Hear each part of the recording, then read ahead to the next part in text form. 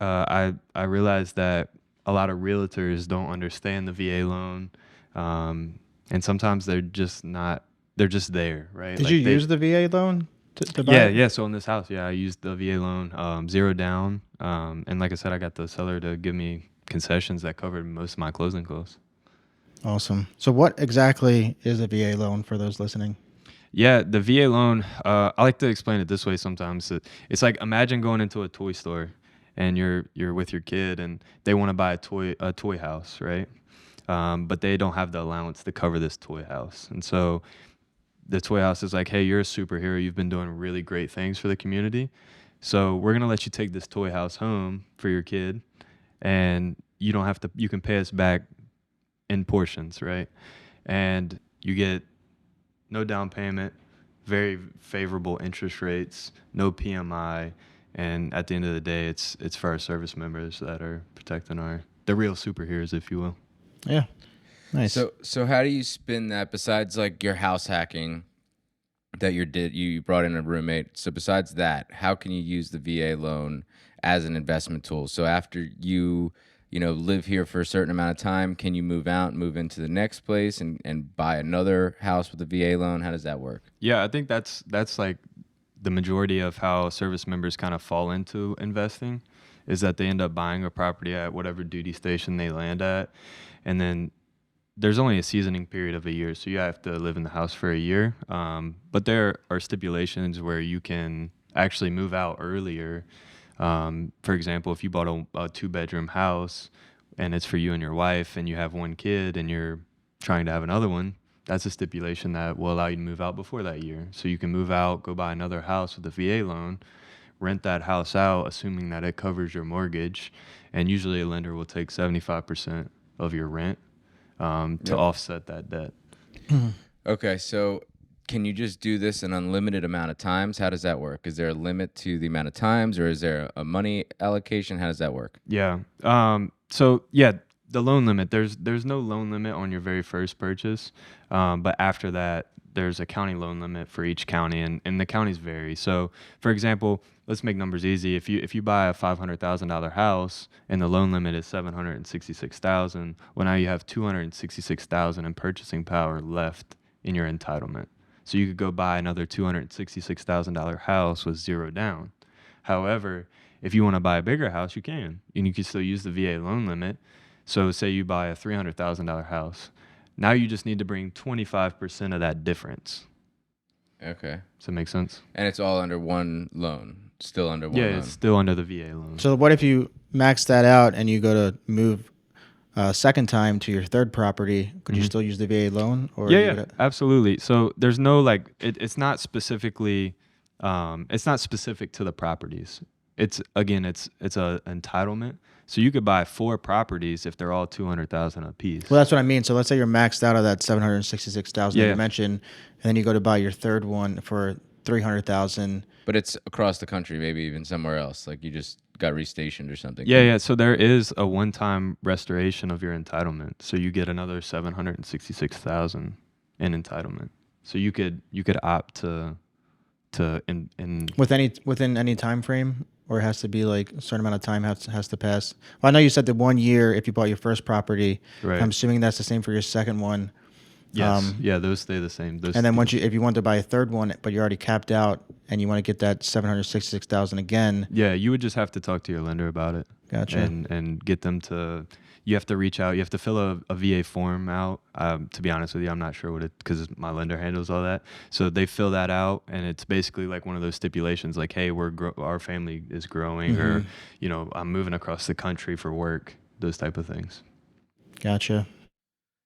And one of the things that we're trying to sell now too is the VA renovation loan. So it works like Yeah. a FHA 203K kind of thing where, somebody, a service member could hire us to not only be their realtor, but then we can be their contractor and do, new kitchens, bathrooms, new construction, even I think now that we saw. So that's one thing that we're going to target now that Chase is kind of in that market. I kind of said to Chase the other day, I was like, there's no there's not another perfect person to like sell service members on houses and like how to teach them how to use the VA loan to their advantage, like legally, but to their advantage, than somebody that's transitioning right now out of the Air Force and into full-time real estate investing. So I was like, you gotta hit that.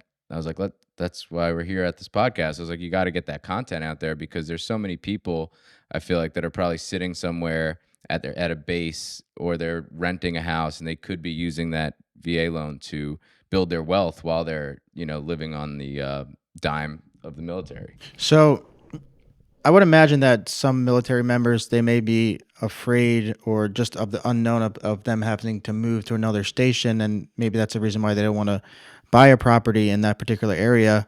But let's say they're stationed somewhere and they buy a house there. What if they get restationed somewhere else? Can they? I guess that's one of the stipulations where they can just maybe buy a house in that new area that they're getting stationed to without having to wait that year, maybe. Yeah, exactly. So there's a ton of different stipulations, and usually the lender can be pretty helpful in advising you on what stipulation you need to kind of And enact. how long do you have to be in the military in order to have the VA? Can it be like That's a as good soon as question. Yeah, you're yeah. No, it's in not there? as soon as you're in, right? Like you have to be active duty for 90 days. 90 And so days. the guard and the reserve are kind of different. And I'm not too sure on their stipulations because they follow different guidelines for like medical and education and a bunch of different benefits. So yeah, 90 days is you have to be active for the 90 days, and then on your 91st day, you're eligible to go buy a house 0 down. Nice. So this is like backtracking a little bit, but when you went in for cyber, do you still have to go through like the same like boot camp and basic training that everybody else does? Yeah, why? Because I'm a nerd. Well, no, I just didn't know if you're gonna sit in front of a computer, do you have to go like, run under barbed wire and all that stuff that they do? Yeah, so everybody goes to the same basic training. When you join the Air Force, it's in San Antonio at Lackland Air Force Base, and so you go do your 7.5 or 8.5 weeks at Lackland for basic training, and that's just to get down your basic military training. And then from there, you go to your tech school. So depending on what job you got, for me being cyber, and like all the cyber people, the admin people, finance, they all go different places. But like for example, we had air traffic control on our base, cyber, and then finance. And so like we were all stationed in Mississippi in Biloxi. Um, so yeah, that was another 3 months that I had to do that. So when you're stationed somewhere, are you automatically able to just go right outside of where you're stationed and buy a house, or do you have to get permission to leave wherever you're stationed to buy a house in that area? Yeah, it's tricky. Especially when you're in tech school, you're still kind of on like permissive basis. So like you don't get to just leave base. And so like for us it was during COVID too. So like I have a totally different military experience than a bunch of other people, a bunch of other vets, because when I was going through it, like we couldn't even leave. We had a triangle on base of dorms, and we couldn't even leave that triangle and interact with other people because of COVID emissions and stuff like that. So, but generally speaking, though, like when you're in tech school, still you're not going to be able to leave because you don't even have a car typically Mm-hmm. because you fly straight from basic training to tech school. So And how long is tech school? again, that depends on your job. So mine was 66 days, but these are like business days, not calendar days. Nice. Okay. So if we have a service member out there that's like hearing this podcast right now and they want to get started on the VA loan process, besides calling you to be their realtor here in Maryland, what is their first step to get kind of started with that process? Yeah, you wanna reach out to a lender that is very knowledgeable in the VA loan, because the VA loan does have stipulations, especially during the appraisal process, where it's kind of like an inspection on steroids. And so they come in, check toilets, they check loose handrails, like that's a big one. Paint chips is another big one. So you'll get flagged for that, and the seller that'll be a repair that is going to have to be fixed before they will finance on the property. Okay. So they talk to a lender, and then when you started looking, were you looking in like a certain area so that you knew was going to be a good rental one day? Or were you just looking for the right deal? How did your process look? Yeah, I think my process was different too, because here in Fort Meade, like as you guys know, in Maryland, the housing market is kind of nuts, especially going through COVID. That time frame was not set up great for me. So I had to move away from base because, and typically this is how it is at most bases, but it's going to be really pricey around the base because all the military members are going to want to buy closer to base. So it's a shorter commute. Um, but for me, like, I just wanted to get out of the dorm so bad that I was looking anywhere. And luckily enough, I chose this area, which happens to have higher rent rates than the rest of Anne Arundel County. And it's a cheaper place to buy too. So you get more bang for your buck and you're getting higher rent rates, which was just kind of luck of the draw because I knew nothing about Maryland at the time. So my advice for anybody that is in tech school about to go to their first duty station and is wanting to buy a house is to definitely research the areas, talk to a realtor that knows the markets and that is investor friendly, so that way you're buying a house that is going to cover the rent, is going to cover your mortgage.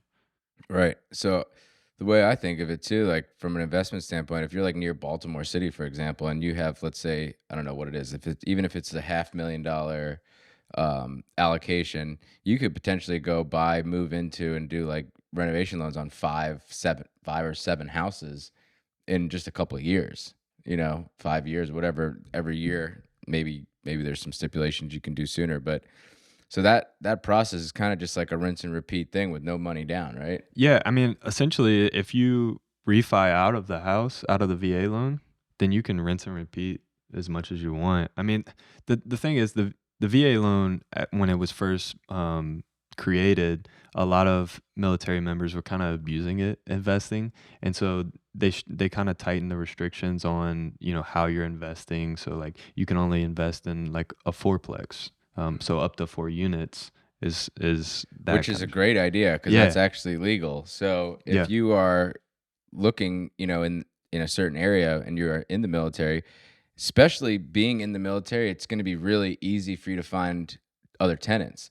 It's like being in a Hopkins situation where a lot of our rentals are. You could just keep finding new tenants through those old tenants. It's kind of like a transient community. You have people that come in, they go to school, they leave. You have people that are here for the military for a year or two, they move to a different station, whatever. So you can buy up to 4 units, right? 0% down with the VA loan, rent out the 3 units, live in the one. And if you're in a place that has a lot of these fourplexes, you could technically buy one every year and you can multiply your unit count by 4 or 5. I feel like that's going to be the way that you find cash flow in this VA loan process, right? It's super hard, man, especially in single families. Unless you get lucky and do like the VA renovation loan, Mm-hmm. it's gonna be super hard to cash flow because you're not putting any money down, so your mortgage is higher than a conventional loan. So that was kind of my problem. That's why I've kind of haven't used my VA loan again so far. It's just because like buying single families is really tough, and then the challenge of like Maryland doesn't have a bunch of fourplexes just laying around. So Yeah. it's really dependent on the market and kind of Gotta go for those townhouses. The thing is, yeah. though, just doing anything and getting into the game at all, like owning something, is just better than renting, So even if it Yeah. is going to be your only investment, that you get one house and you could just pay it off, or you can house hack if you're young and you can rent down a couple rooms or whatever. I mean, having that is better than having nothing and renting, Yeah, right? absolutely. I think the thing too with the military is that they kind of brainwash you to be a renter, right? So they like tell you things like, "Oh, well, you might move at any time, so it's probably best that you just rent." And they also don't tell you how to invest your money, right? So, and it's not in their benefit too. Right. Yeah, yeah, yeah. No, they don't want you thinking on your own like that. That would No, be absolutely not. And that's why I was asking, like, maybe they're afraid that they're gonna have to move and be restationed. But what you can say to those people, sorry, You're lost my good. train of thought there for a second. What you can say to those people is that they can just obviously rent their house out. They That's can been keep it my as a big rental. pitch, right? Like, and for a lot of people, they'll come to me and they're like, "Oh, Chase, like I'm about to PCS, I'm leaving." I'm like, "Dude, this is the perfect time for you to buy." Mm-hmm. So you buy, move in, and now you have orders to leave. You just have a new reason to buy a new house. So it's one of those things like let's find you a house that makes sense and that'll cash flow, even if it's only cash flowing a couple $100 a month. Now And it's just getting over that first hump of buying your first property. When I first started, it was tough going through the whole cycle of like buying it, renovating it, yeah. finding a And a couple tenant. $100 a month when you don't have any money into it is a great deal. Hmm. Yeah, for Like sure. if they put down your down payment, they cover all sorts of expenses. Like, I mean, that's a good deal, right? To Yeah. me. So if you are active duty, you can use this. Is there any kind of deal for anybody that's retired, or like if they formally retired after X amount of years, can they keep using this, or is it Yeah, just active duty this people? VA loan is a benefit for life for anybody that served active duty 90 days consecutive. The only stipulation to that is if you were dishonorably discharged. So, like if you did something So you stupid. technically could keep using this VA loan. You could use it again even after you transition out. Yeah. So that's my plan. And the reason I've been saving it personally to use again is like we're trying to go down to Tampa eventually. I want to save that for my big purchase on my house, so I'm not putting 25% down on a house. That's my next house. So, Yeah. but You want to move to Tampa? eventually, yeah, that's It's the going goal. to take over operations down south for us. Yeah, We got to first get them started here. yeah, So we have 18 leads. We got to get at least one. yeah. I would. That's the goal. I don't know if you have a time frame on when you want to move down to Tampa, but You want to be roommates, Nick? No, I'm just saying, like, find it, whatever's left. If you have 250,000 or whatever it may be, find a neighborhood in Baltimore that has ARVs in the 250 range to where you can just have a rental for the time being. Well, the other reason I'm waiting too is like I'm trying to get this 100% disability, and so like with the VA loan comes a funding fee, and we can talk about that a little later. But basically, when you're 100% disabled, you don't pay that funding fee. So there's 0% funding fee, and then you don't pay personal property tax either in the state of Maryland. So that's kind of why I've been waiting, and I only have a couple months left before I get out and I find out my rating. Yeah, there's all sorts of interesting stuff too. Like, and I think that's why you're the perfect person to like sell to these people that are either, actively in the military or even out of it, because you actually know the process, you know the terms, you know how to get through the loan process, the searching for the house process. Like, people should be reaching out to somebody that's been through it, not just a normal realtor. It's kind of like an odd thing, it's like it's like a realtor that handles short sales. Like, they're going to be way better at handling short sales than your typical realtor that doesn't really know shit about short sales. So having somebody that's been through the VA process is probably your best bet.